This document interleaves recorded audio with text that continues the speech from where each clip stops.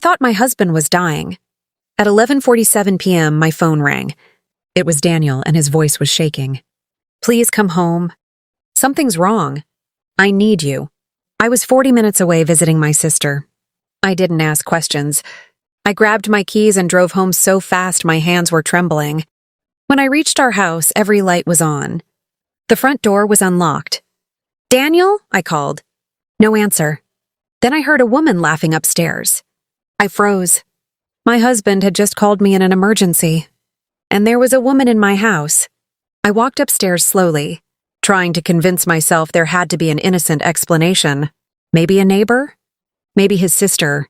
Maybe I was misunderstanding everything. Then I opened our bedroom door. Daniel was standing beside our bed. And sitting on my side of the bed was a woman I had never seen before. She was wearing one of Daniel's shirts. My stomach dropped. Daniel looked at me like he had seen a ghost. The woman stood up. "Who are you?" I whispered. She looked at Daniel. "Isn't she your wife?" Daniel didn't answer. That silence told me everything. I stared at him. "You called me because you needed help." He swallowed. I panicked. "You panicked?" He rubbed his face. I didn't know what else to do. I looked at the woman. "Who is she?" Daniel finally said it. "Her name is Vanessa." Vanessa looked uncomfortable. Then she said something that made my blood run cold. "Daniel told me you two were basically separated." I actually laughed. Not because anything was funny, because I couldn't believe what I was hearing. "We had dinner together 3 hours ago," I said.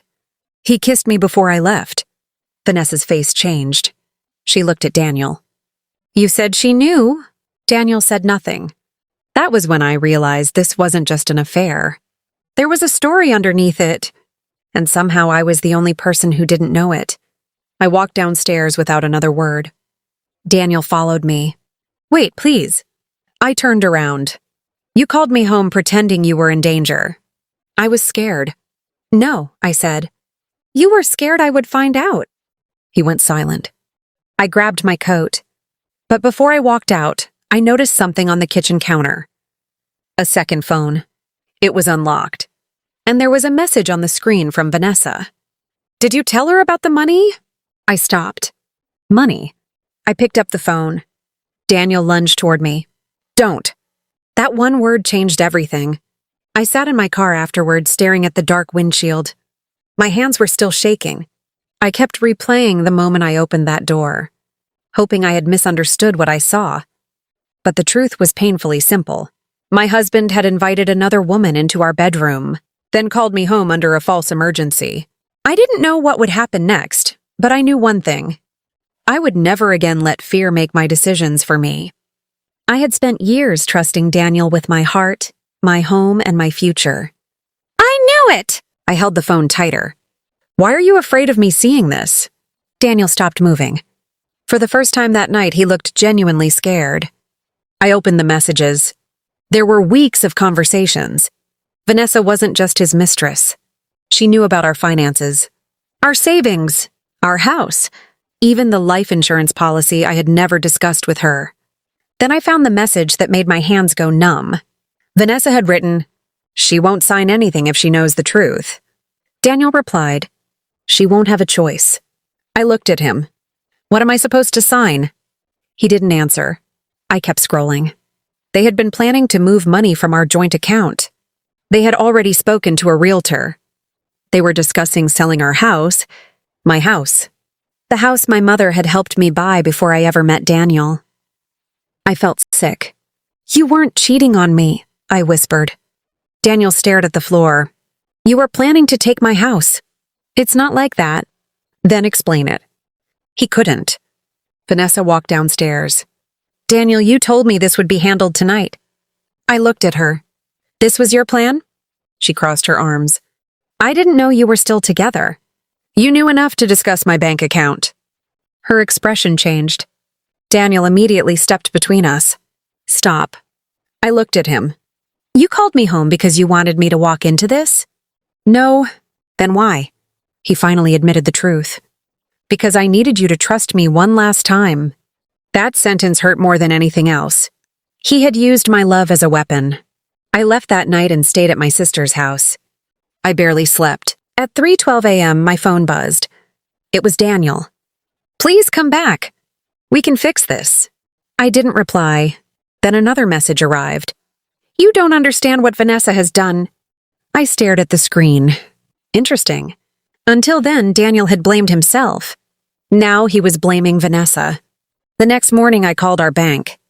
There had been an attempted transfer. Not completed. Someone had tried to move $38,000 from our account. I immediately froze the account. Then I called a lawyer. When I showed her the messages, she became very serious. "Do not confront him again," she said. "And don't sign anything." I asked why. She pointed to one message. "They've been preparing for this." Then she noticed something I had missed. A file attachment. It was a draft agreement. Daniel had planned to convince me to sign over my ownership of the house in exchange for keeping our marriage. I stared at the document. He wasn't planning a divorce. He was planning to make me financially helpless. And suddenly, his emergency call made sense. He hadn't needed saving. He needed me home. He thought I would be emotional enough to sign whatever he put in front of me. But he had made one mistake. He assumed the woman who loved him was the same, woman who couldn't live without him. He was about to learn how wrong he was. For the next week, I said nothing. Daniel called constantly. Sometimes he apologized. Sometimes he cried. Sometimes he blamed Vanessa. I ignored every call. My lawyer helped me protect the house and separate my finances.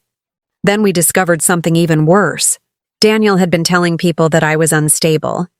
He had already created a story to explain why I might suddenly leave. He wanted everyone to believe I had abandoned him. That way, when he moved in with Vanessa, he would look like the victim.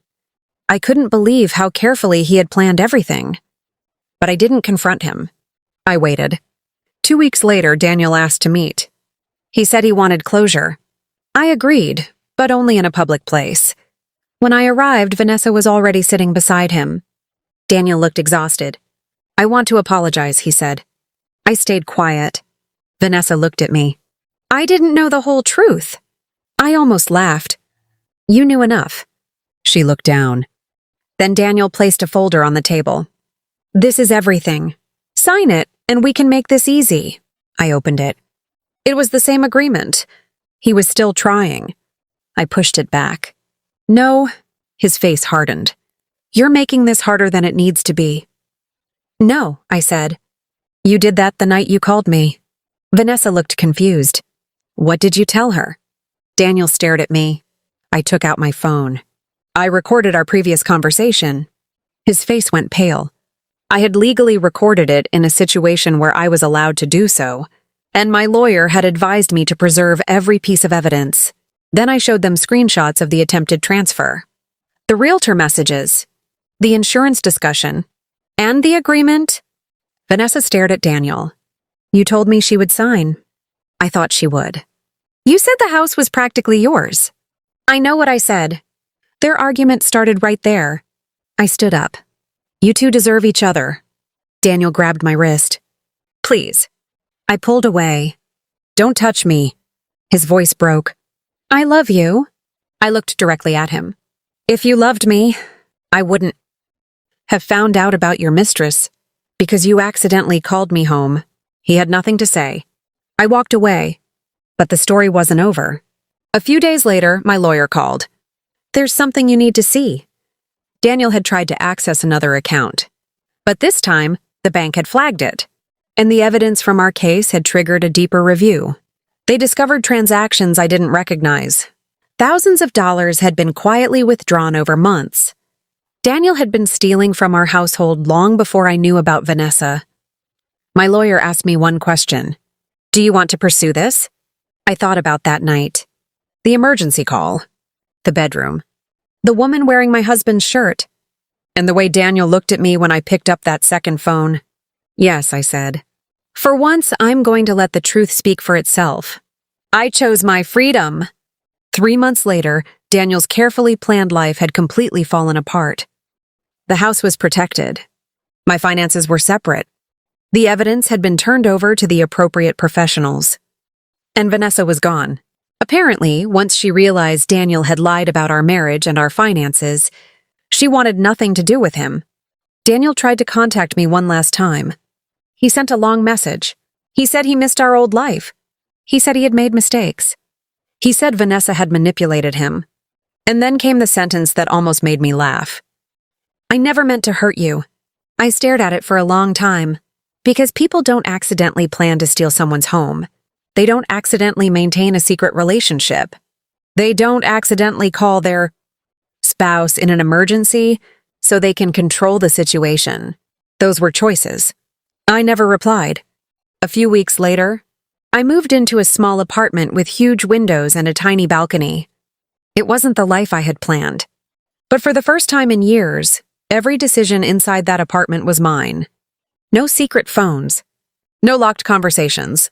No wondering whether someone was telling me the truth. One evening, I was sitting on the balcony when my sister asked me something. Do you ever wish you had never opened that bedroom door? I thought about it. Then I smiled. No, she looked surprised. I wish I had opened it sooner. Because that door didn't destroy my marriage. It revealed what my marriage had already become. And the strangest part, Daniel had called me that night thinking he was controlling the situation. He thought an emergency would make me rush home emotionally vulnerable. He thought I would see the mistress panic and sign whatever he put in front of me. Instead, that phone call gave me the one thing he never intended to give me. The truth. A year later, I heard Daniel had remarried. It didn't hurt. Honestly, I felt sorry for the woman. Then my phone buzzed. A message from an unknown number. I'm sorry. I should have told you sooner. It was Vanessa. She said she had discovered Daniel was still lying to people about what happened. She wanted me to know one final thing. On the night he called me, there had never been an emergency. He had planned the entire situation. He wanted me home because the documents were ready. I read the message twice. Then I deleted it. Not because I didn't care. Because I finally understood something. Closure doesn't always come from an apology. Sometimes it comes from realizing you survived the person who thought you couldn't live without them. I once rushed home because I thought my husband needed saving. That night, I discovered the truth. And in the end, I was the one who saved myself. If you were in my position, would you have confronted them immediately? Or stayed quiet and gathered evidence first? Understood that leaving was not losing. It was choosing myself. That mattered to me